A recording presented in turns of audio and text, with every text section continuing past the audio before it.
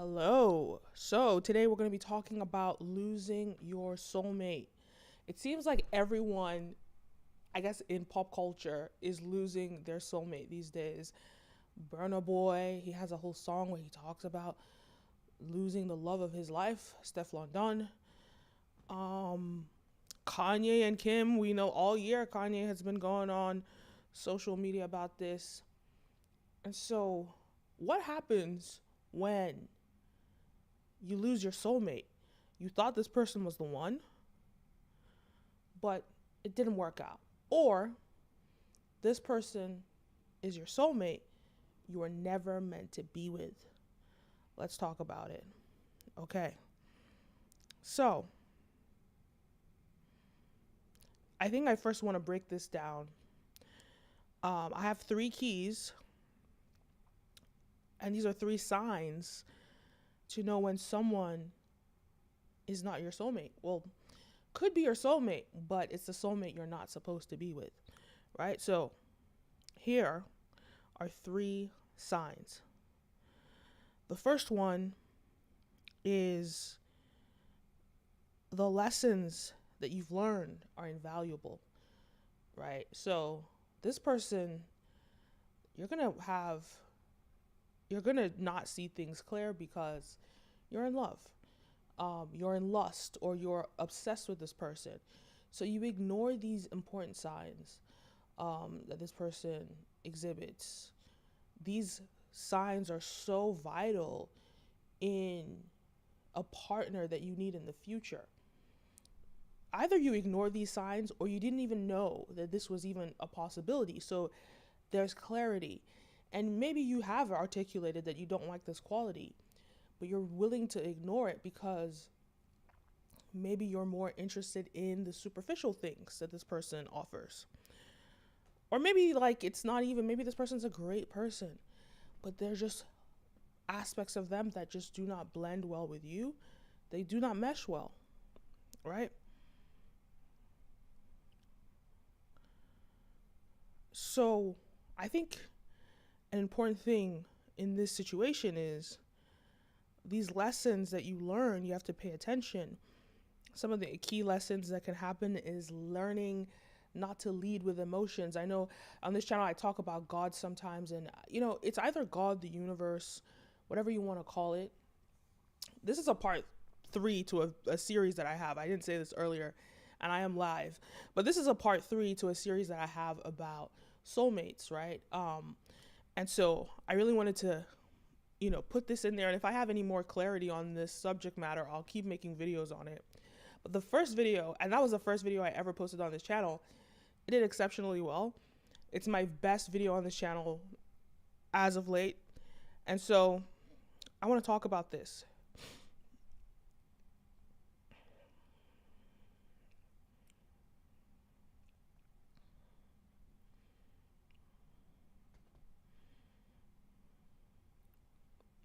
Okay, so some of these lessons, right? You need to avoid leading with emotion. So in the first video I talked about identifying your soulmate. Like, you've found this person, you've gotten so many crazy wild signs from God that this person is meant to be and this person is your soulmate, and it's like glaring in your face, like you know that this person is your soulmate and God has confirmed it and all these things have happened, but this person is your soulmate. You're just not meant to be with them. And it sounds like a contrast, but I also broke that in that video, how to identify your soulmates and what a soulmate is. Because remember, some soulmates are friends, some of them are family members, so it's not all soulmates are romantic soulmates. Some soulmates you're not supposed to be with. And they say that there are 6 soulmates that you find in life, but who knows? But sometimes you might just run into a soulmate. You get all the signs from God, but your personalities just clash. And yes, in the previous video, I talked about how alignment might be an issue, timing might be an issue, but sometimes that person is just not meant to be the soulmate that you end up with. So let's address that. And I think the most important thing, when you get the confirmation from the universe or from God that this person is your soulmate, Don't lead with emotions. Emotions must be earned, right? And just because there's a spiritual connection doesn't mean that there's a physical connection. You know, my therapist says something really powerful to me, and it's that at the end of the day, we came on this planet to be human beings, right? We came here as flesh. Like we believe in the spirit and all those things, but we came here as flesh. So you need to serve that, right? And it's a balance. I know a lot of spirituality or a lot of religions, they teach you to suppress your flesh and your desires of your flesh. They teach you to suppress your ego, but I feel like when you take a holistic approach, you can't ignore these things because, first of all, if you are supposed to let your spirit consume you, then why would you even be on this planet, right? You came on this planet in your flesh. That is the body you're in. And so your flesh needs to lead. No, sorry. No, I mean, your spirit must lead, but you still have to serve your flesh, and you still have to learn how to, facilitate your ego. People talk about diminishing and suppressing the ego. You don't want to do that. Your ego is there to protect you, and you just have to foster a healthy relationship with your ego. Maybe I'll make another video about how to have a healthy relationship with your ego. But right now, I'm going to talk about soulmates. I'll talk about soulmates. So the first one is not leading with emotions. Emotions are earned, right? So just because God has given you, or the universe has given you these glaring confirmations that this person is your soulmate, doesn't mean you thrust into it and throw yourselves at them. Actually, even sometimes you shouldn't even tell them. Sometimes let them earn that. Because sometimes, like, if this person is your soulmate that you're not supposed to be with, they might not even be aware that they're your soulmate, right?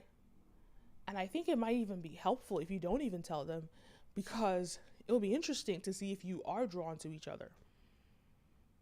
It'll be interesting to see if that energy that you have for them is reciprocated without you telling the secret of the universe, right?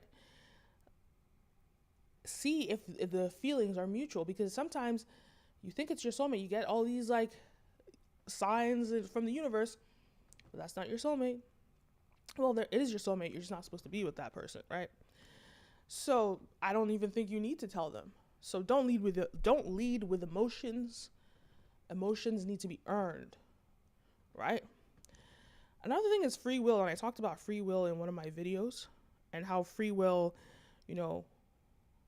just because that person is your soulmate doesn't mean that they are spiritually aligned with their purpose. Because remember, in the previous videos, I explained how a soulmate is a catalyst to get you closer or get you deeper in your purpose, right? In alignment. You're already in alignment, hopefully some version of alignment, and you meet this person and it's a catalyst to get you even further, right?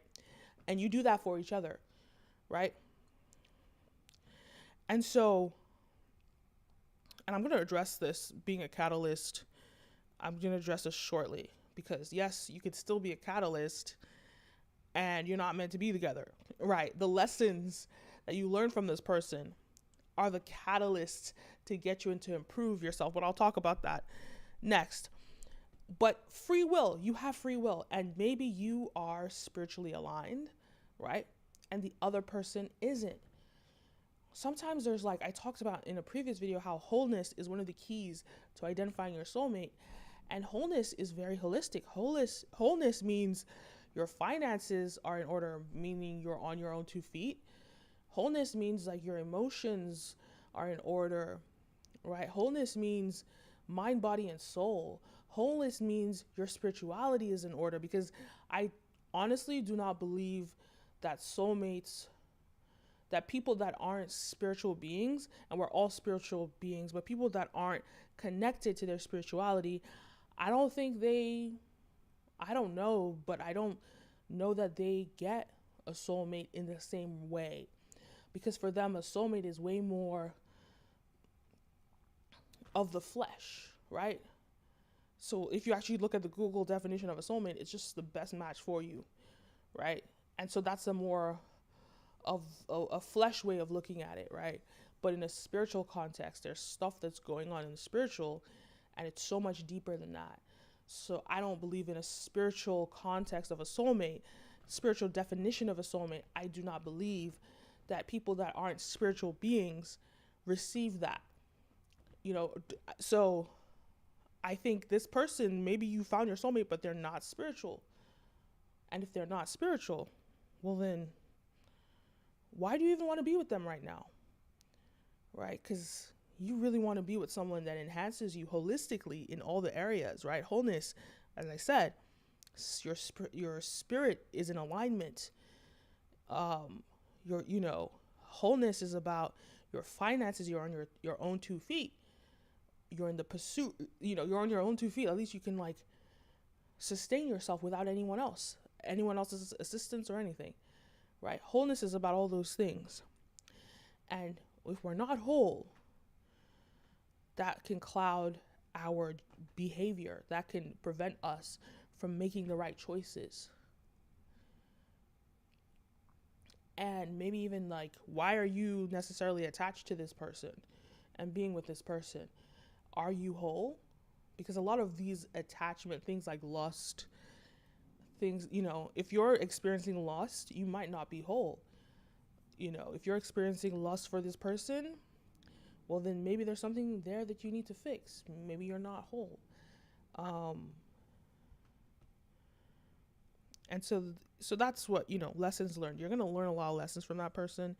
And some of these are the life's lessons about wholeness and about learning not to lead with emotions. But hey, it's vast.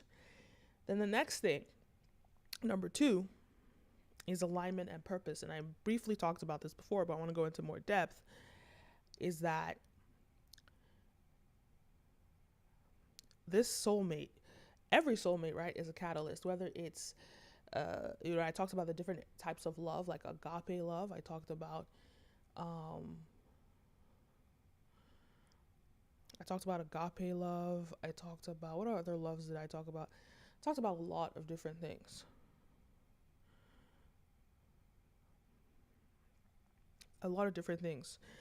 Agape love, philia, I think. That was a friendship kind of love. So there are different types of soulmates that are in different categories of love. And when it comes to purpose and alignment,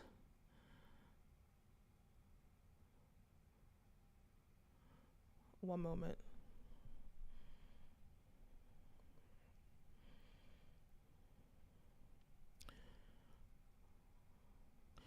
Right, when it comes to purpose and alignment, this person is going to act as a catalyst to get you to where you need to go. I believe that's what I was talking about. I lost my train of thought, but let me keep going. This person acts as a catalyst.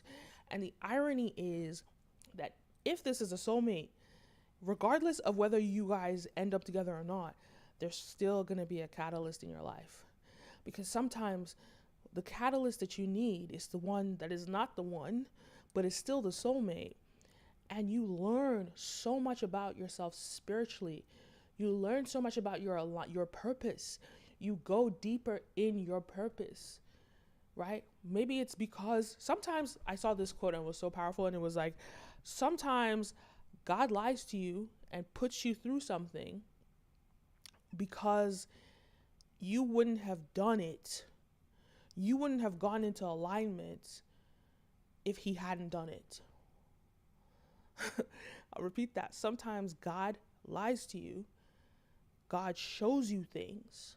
God makes you experience things, hardships, and lies to you about the outcome because you wouldn't have gone in alignment had you not seen these things, experienced these things. So in this case of a soulmate, perhaps you did not believe, or you are not in alignment, or you aren't focused on the right things. You thought you were in alignment, but you weren't really concentrating on the right things. And your attraction to this person made you want to improve, maybe to impress them or whatever it was. And then that forces you to address these areas of your life. And sometimes it could be so many areas of your life that you address. And that's how you really know this person is a soulmate. Whether it's a soulmate you're not supposed to be with or the one you're going to be with, there's every area of your life you'll find that you address it. From your relationships with your family, because hey, you have to heal in those areas, right? Your relationships with your mother, with your father, with your siblings, with your cousins, you have to heal, right? In those areas. Your relationship with your work and your purpose and your alignment, your relationship with your health, all of these things are part of wholeness. So all these things, it forces you to pay attention to those things. And how you know this person is a soulmate you're not supposed to be with? Boom, they're catalysts. They get you on track. All of a sudden, you see all these areas of your life that you really need to be improving, right? And you want to be your best self for that person. So you do the best. You start to notice the areas, how you behave with these other people, and question and wonder, will I behave like this? Or am I behaving like this with that person? Or will I behave like this with that person down the line?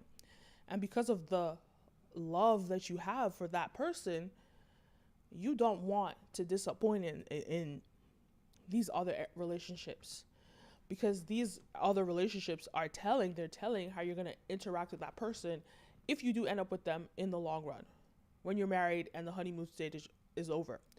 So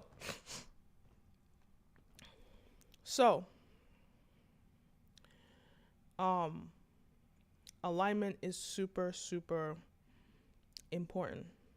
I have allergies. But yes, alignment is important, and understanding that this person might be a catalyst. This is important.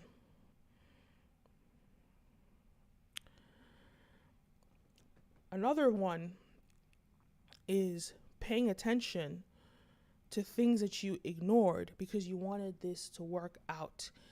You're going to notice. It might happen after, it might be happening right now, right? You're going to notice things about this person that is off, that is not right.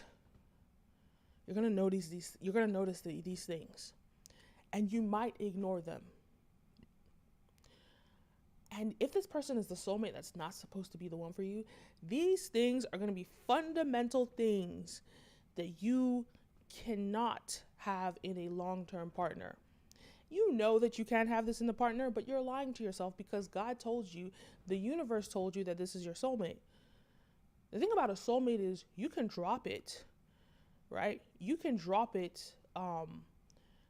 And I talked about this, or Pastor Tori Roberts broke this down in the previous video, that you can drop it like a hat. Yes, in the flesh, you can drop it like a hat, but in the spiritual, you're not going to let go of that. You'll never let go of that spiritually, because that's your soulmate. So, and when you tap into the fantasies, there's another thing, stop fantasizing, but we'll get to that. When you tap into the fantasies, when you tap into those deep areas of your life, well, you're going to ignore the things, right? You're going to ignore these things. So you need to pay attention. Well, I don't know if I concluded that right, but lost my train of thought. But again, pay attention to the things that you know are fundamentally flawed, and fundamentally, this is not the person that I can see myself with when I get over this, this honeymoon stage that I'm in, right? When you're wearing rose-colored glasses, when you are doing that. So some of the things you're talking to yourself about, and you're saying this quality is this is an unacceptable quality. Maybe the person is superficial, and you are not into superficiality. Maybe the person is myopic, and you tend to be a very structured, long-term thinking person. Maybe the person doesn't share the same values with you. Here's the thing.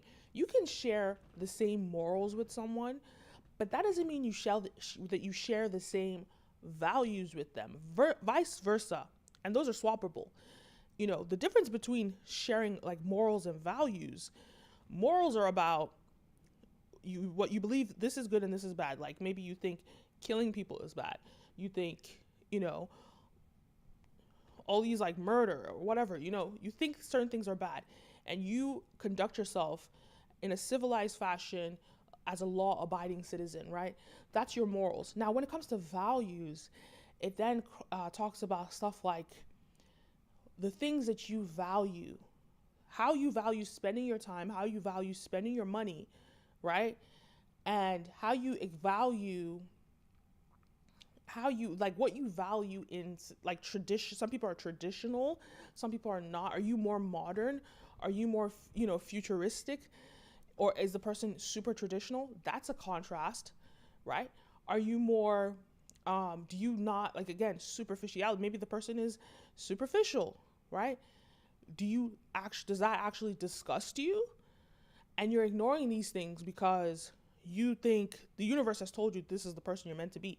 But the universe might just be telling you that so you can focus on these 100 other areas of your life that you need to fix because it's getting you in shape. Because my therapist said this, like a soulmate, the original meaning of a soulmate is to mate with yourself, right? So you are your own soulmate, right? First, before you can even connect with anyone else. And what does that mean? It means that you have to be whole yourself. You have to be a catalyst for yourself, right? Because remember, I told you soulmate means a catalyst. You have to be whole for yourself. You have to be a catalyst for yourself first before you can even help anyone else, before you can even partner with anyone else in that. And so when you are whole, when you're truly whole, you would not be able to compromise on things like values. You just won't. And these rose-colored glasses are making you not see that this person's values are completely contradictory, completely clash with your own values. This is a final thing. This is a final thing that you can know that this person is not your soulmate, and it's confusion. You might sit there and you just feel confused because the universe told you that this is your soulmate. You know it in your spirit. You have this deep connection to this person in your spirit. You know that they're your soulmate. When you interact with them on a spiritual, there's a deeper connection, right? I've broken down the keys to identifying your soulmate. All these things are true, yet there is a contrast because the person's behavior does not match the spiritual. And I talked about this earlier. Maybe that person isn't spiritually aligned, right? Or there could be a number of things. But where your spirit is and where it needs to go, this person is like going in a completely different direction. And when that is the case, remember this: God is not the author of confusion. So you could drive yourself crazy thinking about this. But God, you said this. But you said this, God. But why is this happening? You might spend months just in your head overthinking. And here's the thing: God is not the author of confusion, right? And another quote I saw, which is really cool: what's meant for you will arrive in clarity, not confusion. Let me say that again. What's meant for you will arrive in clarity, not confusion. So why do I say this? This might be the soulmate you're just not meant to be with, because you've gotten all the signs, but there is an abundance of confusion. There is a clash. Your characters do not clash. So your characters do not mesh. You are immensely confused. Why is it that in the flesh you do not mesh, but in the spirit it's deeper than ever, and everything is in alignment in the spirit, but in the flesh it's completely contrasting? And there you go. That's probably the biggest sign that you know this is not your soulmate that you're supposed to be with in this life, at least. I love that Burna Boy line. Let me find it. He's like, in another life you will be my wife, right? and we will get it right. Because maybe just not in this life. I don't know, maybe some of you believe in multiple lives, maybe you don't, but maybe not in this life. Maybe it's just not for this life. You're not supposed to be with this person in this life. And that's why this confusion is intense. Now, obviously, in the other videos, I talked about time. I talked about all these other things. But if you're actually in your head overthinking this stuff and you keep trying to crack this code, well, maybe it's just not the person. Because, what is all this confusion? God is not the author of confusion. And what is meant for you will arrive in clarity and not confusion. Now, I know hearing this, especially when you're immersed in these emotions and these feelings, hopefully I'm getting this video out to you when you just get the sign, before you leap into anything. Hopefully this is who is seeing this message, but we all are in different stages of life.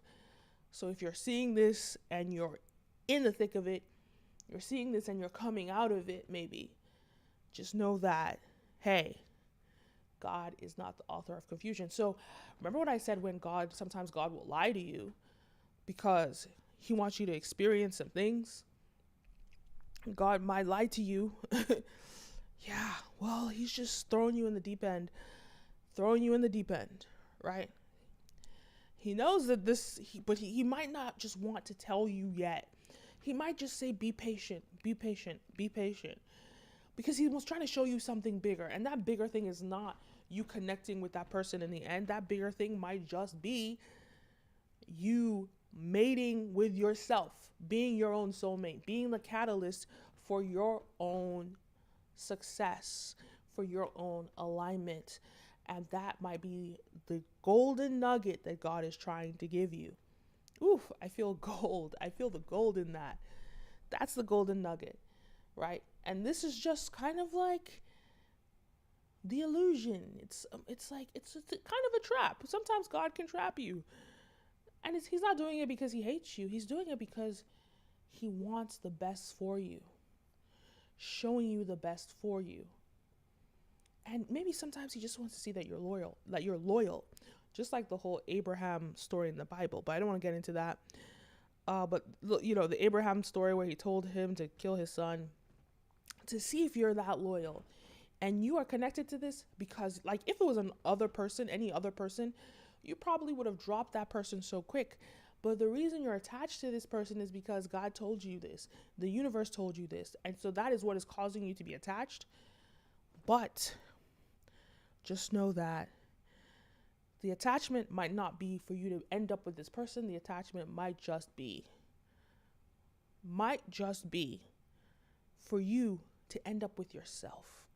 Not end up with yourself, but for now, to be the catalyst for yourself, to complete your wholeness journey. Because if you remember the first video, I talked about wholeness. And that's one of the keys. Right? Maybe you have you have 4 out of 5 keys, but you don't have wholeness. Well, no. What is meant for you will arrive in clarity and not confusion. So that's the first part of this, right? You've identified that this person is a soulmate that you're not meant to be with, right? Maybe in another life, you'll be with this person. You're spiritually connected to that person, but your flesh is just, there's too much friction, too much contrast. You don't even mesh. Maybe your zodiac signs are off. I do believe in, I mean, hey, I believe in astrology. I do.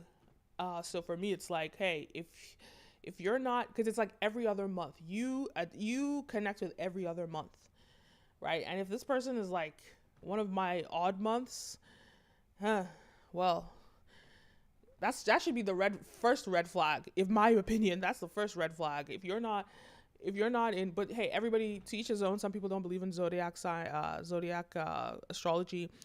I do, but for me, the first red flag, if you're not in, my zodiac alignment, or one of my zodiac signs that I mesh with, then already that's the big red flag. You're probably not, because I don't know, I just tend to get along with people I get along like naturally and better with people on my zodiac path. It is what it is. So so how do we move on, right? How do you move on from this heartbreak? It's heartbreaking because God has told you this is your soulmate, but this is the soulmate you're not supposed to be with. So this is deeper than just like a regular heartbreak, right?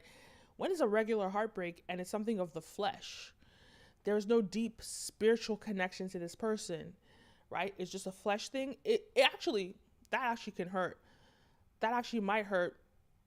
It hurts in a different way. It's a different type of pain. That hurt, that might just be worse because it's like there's no spirituality to hold you in that type of situation, right? So that one could just let you be devastated if that's like a spiritual connection, a breakup with someone that's not your soulmate. But this version of the person that is your soulmate, it's still gonna hurt, but at least you're gonna know that God is gonna be with you every step of the way. God is with you every step of the way, like literally. And that's one thing, when you come out of it, you're just gonna see that at the end of the day, every second, God was right here in my heart, or the universe, whatever you want to call it, was right here in my heart.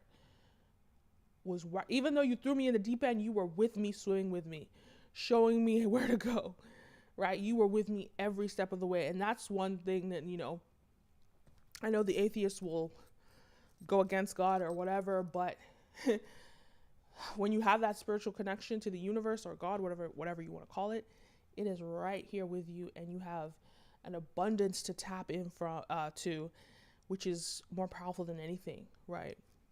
So how do you move on? I think the first part, apart from your spirituality and connecting with the universe, God, through praise and worship, I think it's really important in helping you heal. But some people aren't spiritual in that way. Some people, praise and worship, meditation, right? Same kind of thing. Praise, worship, meditation, right? But some people don't connect that way. But I think if you don't do that, I would definitely advise meditating. But other than that, I think therapy is so vital. It's the second most important thing. So the first most important thing is connecting through meditation, through prayer, through your spirit, connecting with the universe, God, or whatever, through meditation. The second thing that you need to do is therapy. Therapy is going to help you. And you're going to have to find the best therapist for you. Find the best therapist for you, right? And you'll know how to identify the best therapist for you, because one of my friends, she said she did a therapy session and the therapist was sleeping. Sometimes it can be hard to find a good therapist, but you have to find the right one for you, because some therapists will try and sort of like not work on a healing journey. You see, my therapist, and that's why I would recommend this type of therapist, somebody that's focused on healing, right? Because some therapists just feed into your BS. Maybe they want you to keep coming back because they make more money that way. But you want a therapist that works on a healing journey. And I would Google that. I would look for a healing therapist, so you can focus on healing. That's the most important thing. So therapy is so important. That will help you. The next thing is to focus on your purpose. So that's number 3. Focus. Okay, so number 1, connect with God. Number 2, or the universe. Number 1, connect with God or the universe. Number 2, therapy, healing therapy. Number 3, focus on your purpose. This is what's going to consume you. And the lucky thing is that you're already on track, because this soulmate already showed you the parts of your purpose that you need to focus on, and now you're already on track. Now you can dive deeper and focus everything that you have into that. That's number 3. Number 4, you need to create distance from this person. Yeah, no, guys, you guys want to be best friends with this person. You're going for lunch with them. You're meeting up with them. No, you can't do that. You need to create distance. You need to probably mute them on social media. You don't have to block them, but you can mute them on your socials. Mute them on all your socials. You can delete their number. Sometimes, I don't know, in the memory, maybe like there could be an attachment in memory. Seeing a name can trigger emotions when you see that name on your phone. So deleting the number, you're not doing this to be spiteful. Let me just be very clear. You're not doing this to be spiteful to that person, but you're doing this so that you can heal, so that you don't have to think about them. And I'm going to talk about thinking, because thinking is a big thing, and how to navigate thinking. But in this case, when I say mute them, and mute all your mutuals, like if you have friends, mutual friends with them that are always posting them in their posts or their stories, I don't care if that person is even your sibling. It doesn't matter how close that, if your best friend, that's, your, first of all, I don't know why your best friend would be, maybe, I don't know, hanging out with this person, but if you have other people on your feed that post this person, mute them, mute everyone, because right now it's about you healing, and do what you need to do to heal. If you need to delete Instagram, delete your socials so you can avoid this person, you do that. It would really suck if the person is super famous and you could not avoid seeing the billboard of them plastered on it. That would really suck. But either way, distance yourself. Like literally no contact. Try not to contact them don't contact them. Mute them on social media. Delete their number and all the above. And you're not doing this to be spiteful. You're doing this so that you can focus on yourself and focus on your healing. So another one is learning how to manage your thoughts. And the thing about thinking is that, and there are people that there's so many theories about this that they've broken this down, but in short, I just want to summarize this. You can't control the way that you think. You can't control your thinking. There's thinking, thoughts, and I can't remember but I don't want to break this down too much, but you can't control the thoughts that come into your head. You can't control the thoughts that come into your head, but you can decide whether you want to immerse yourself in them and consume them or not, or let them pass. Because I saw something about like how anyway, we have so many thoughts going on in our heads. That's what our brains are like machines. We keep thinking. So naturally, what you're going to do is you're going to be thinking about this person, and don't block the thought. Let the thought go in your brain and let it pass. Let it pass. Even let yourself just think about the person. And I saw a video, if I can find it, but I saw this video on Instagram about, let me see if I can quickly find it. But it's about dreams and how we are always daydreaming. Like we're always dreaming throughout life. Like in the nighttime we sleep, we're dreaming. In the daytime, we spend a lot of times dreaming, and the average dream is like 15 seconds, right? Something thereabouts. And so we're always dreaming, we're always daydreaming. So like, don't be hard on yourself if you can't help but daydream about this person, but it will pass. I'm telling you, it will pass. So learning to manage your thoughts. The next one is overcoming jealousy. I don't know what number we're on. We're on 1, 2, 3, 4, 5, 6. Overcoming jealousy and hatred. So, especially like we are creatures of habit. We're creatures of habit. And if you've had breakups in the past that were toxic, your brain might just want to automatically hate this person or put this person in a negative category. And let me tell you something, unless the person has done something extremely awful to you, this is your soulmate. And what you have for them deep down in your spirit is love, is agape love. And deep down, you have that for everyone on the planet. But you might have a deeper connection, a deeper spiritual connection to this person. And there is love. You have love for this person. So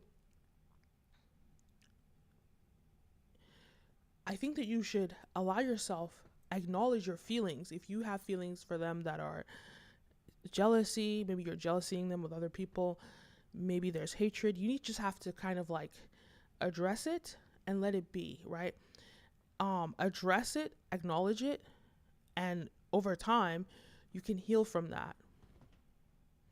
And there was a quote that I got, which was the best time to break up is when you have love for the person.